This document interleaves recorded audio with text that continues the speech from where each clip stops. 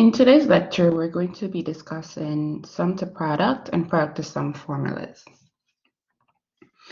So we previously looked at the sum and difference formulas, and so we're going to be using those formulas to derive the product to sum formulas. So recall that if we were to have cosine of alpha minus beta, recall that that's going to be equal to cosine alpha cosine beta plus sine alpha sine beta. So we can also recall the cosine alpha plus beta is going to be equal to, very similar here, we'll have cosine alpha cosine beta, but in this case it's minus sine alpha sine beta. Now, if we were to, let's say, add these two equations, well, on this side, well, these two are the same, so it becomes, so it's one of this plus one of this. So that means we have 2 cosine alpha cosine beta. These two will cancel out, so that's going to be equal to, well, cosine alpha minus beta plus, because we're adding the 2, cosine alpha plus beta. So this is our product to sum formula for cosine. So on the left-hand side, we have a product, and then on the right-hand side, we have a sum. Now, we can go a little bit further to get rid of this 2, and we can divide both sides by 2. So what I'll have is cosine alpha cosine beta is equal to, so instead of just having it like this, I'm just going to put the 1/2 on the outside. And then I'll have my complete formula. All right. So this is our first formula for cosine product as sum. All right, so now we're going to use this formula to do some problems.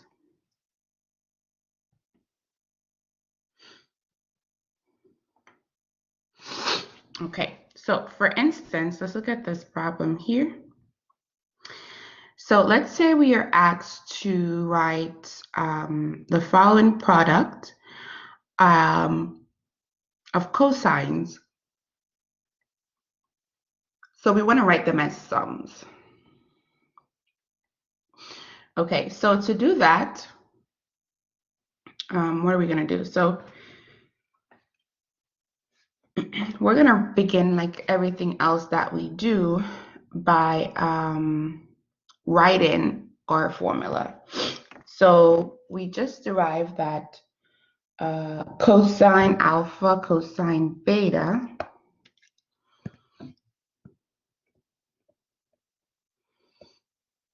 is equal to 1/2 cosine alpha minus beta plus cosine alpha plus beta. So what we're going to do here is, well, if you notice, here we have cosine something, so we can call this your alpha, and then this would be your beta. But notice that there isn't a 2 in our problem. So it's like we're multiplying the whole left-hand side by 2, because this is your left-hand side right here. So we can write this as 2 cosine 7x divided by 2 cosine 3x divided by 2.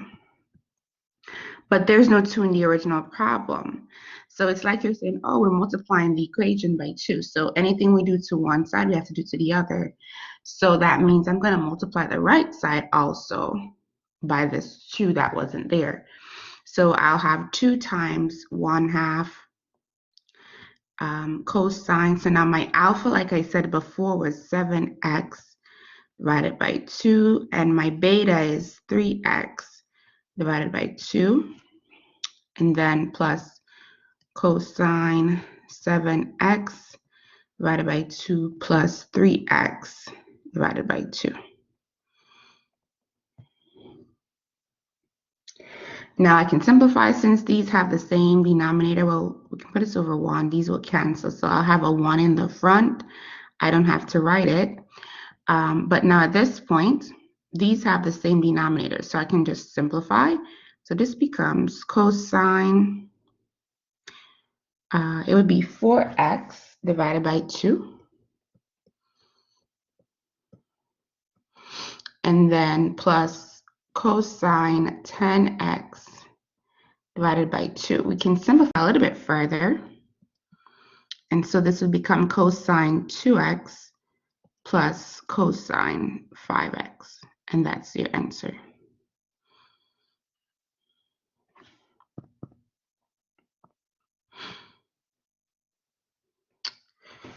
Okay. Now, in a similar fashion to how we derive the product of sum for the cosine function, we can do a similar derivation for the sine product of sums. So we know that sine alpha plus beta, that's going to be equal to sine alpha cosine beta plus cosine alpha sine beta. We also know that sine of alpha minus beta, that's going to be equal to sine alpha cosine beta minus cosine alpha sine beta. So like we did before, we can add the 2.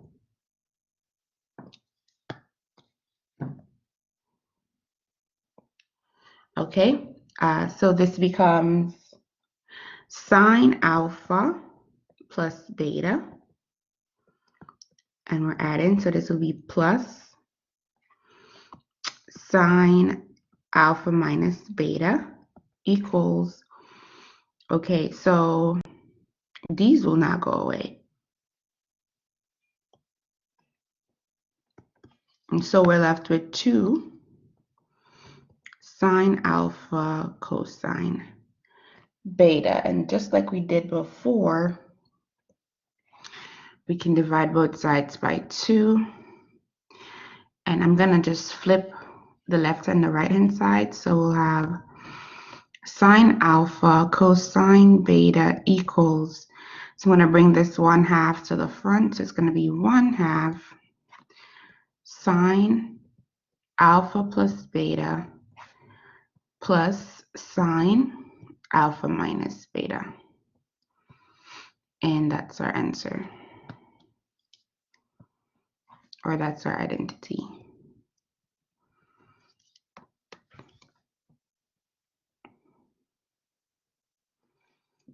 Oh my, just can't.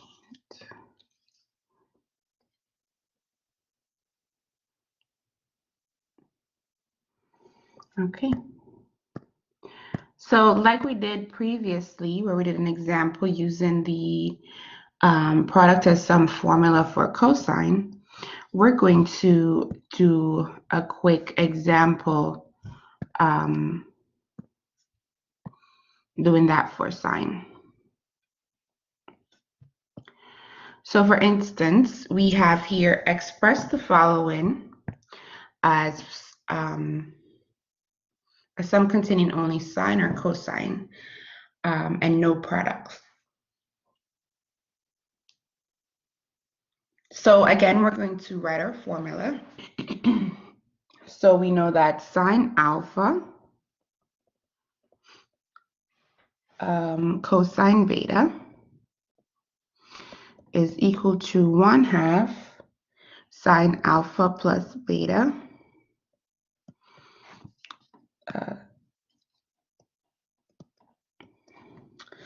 plus sine alpha minus beta. So my alpha is 4 theta and my beta is 2 theta.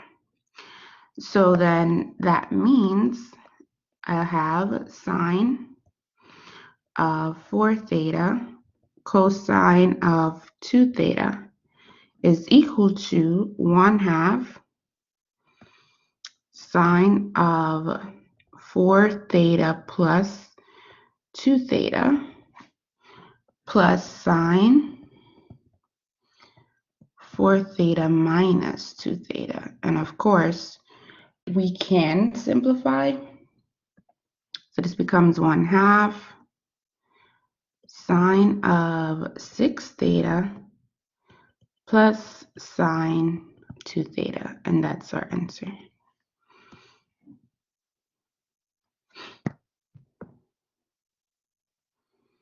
Okay. So we really have 4 of the product to sum formulas.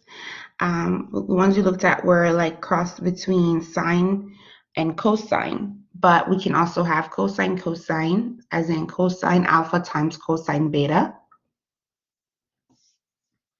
And we can also have sine alpha plus sine beta. So these are our formulas. As I usually say, the more you practice with these, the better you'll get at them and knowing them. So let's use a quick, do a quick example. Here we're asked to write 3 theta, cosine 3 theta times cosine 5 theta as sum or difference. So really, we're using this formula here. So I'll just drop it on the page so you can have it as a reference. Okay, so my alpha is going to be 3 theta and my beta is going to be 5 theta. Okay, so now what I'm going to now do is plug into my formula. So then I have cosine 3 theta times cosine 5 theta. Alrighty, so that's going to be equal to 1/2 cosine 3 theta minus 5 theta plus cosine 3 theta plus 5 theta. Okay. And so at this point, what we're going to do is simplify. So this becomes 1/2 cosine, so this would be negative 2 theta plus cosine 8 theta. Now I want us to recall cosine is an even function. And if we have an even function, that means cosine of negative x is equal to cosine x. Hopefully you guys remember that. So this becomes 1/2. We can rewrite this as cosine 2 theta plus cosine 8 theta. And that's our answer.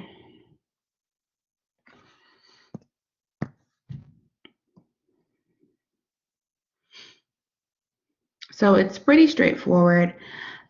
We're just using our formulas or identities to come up with our solutions. So previously we looked at the product to sum formulas. We can now also derive the sum to product formulas, and it would be very similar to how we did a derivation previously. So in the interest of time, I know you guys probably don't care. I'll just put them on the screen for us. So we have sine alpha plus sine beta. That's going to be 2 times sine alpha plus beta divided by 2, cosine alpha minus beta divided by 2, and then we can see the others are here. So now to use them as in some of our examples, here we're asked to write the difference of sine's expression as a product. So if we come here and we're writing the difference, so we're going to be looking for the sine difference formula. So that's going to be this formula here. So I'm just going to copy it so we have it as reference. And I'll just drop it here for us. Alrighty, so in this instance, my alpha is going to be 4 theta and my beta is 2 theta. So we'll have sine of 4 theta minus sine of 2 theta. Very good. So this is going to be equal to 2 times sine. Now, my alpha is 4 theta, so I'm going to put that 4 theta minus 2 theta all over 2. And then we have cosine, again 4 theta, but this time plus 2 theta divided by 2. Simplifying, so we have 2 sine. 4 minus 2 is going to be 2 theta divided by 2. Then cosine 6 theta divided by 2. Simplifying a little bit more, this becomes just theta, and this becomes 3 theta. And that's your answer.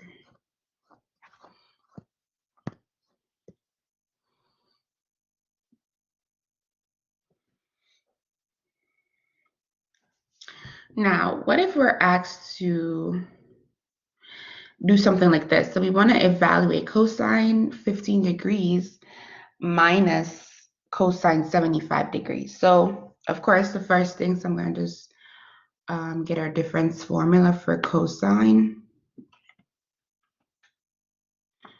All right, so of course, we need to first apply this formula. So my alpha, that's going to be my 15 degrees. And beta is 75 degrees. So I'm plugging in.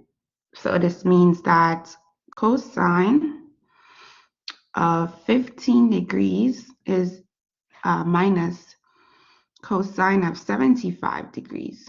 That's going to be equal to negative 2 sine, so alpha. I meant to put alpha and beta here. Alpha is going to be 15 plus 75 divided by 2. And then we have sine 15 minus 75 divided by 2. This becomes negative 2 sine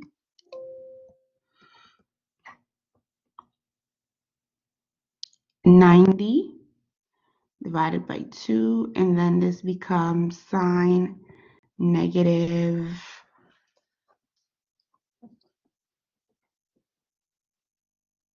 30.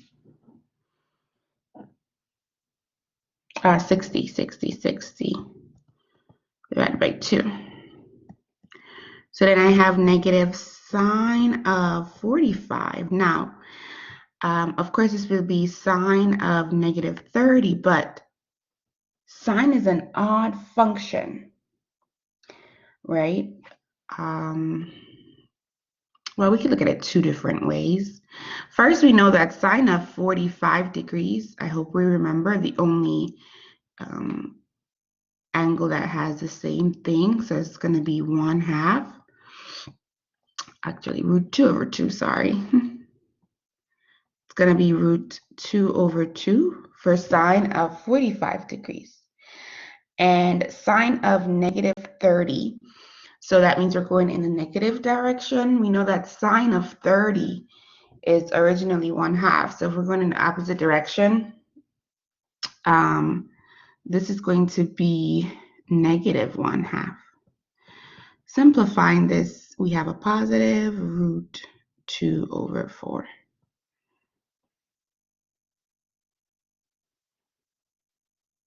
Uh-oh, I forgot my 2 in the beginning here.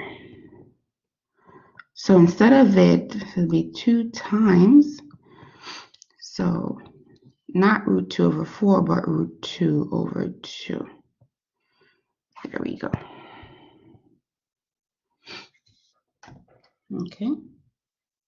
So hopefully you guys are retaining the information that we've been going over so far, because as you can see, we're building on that and we're using that in these different sections. We can also use the sum to product, product to sum formulas to prove identities.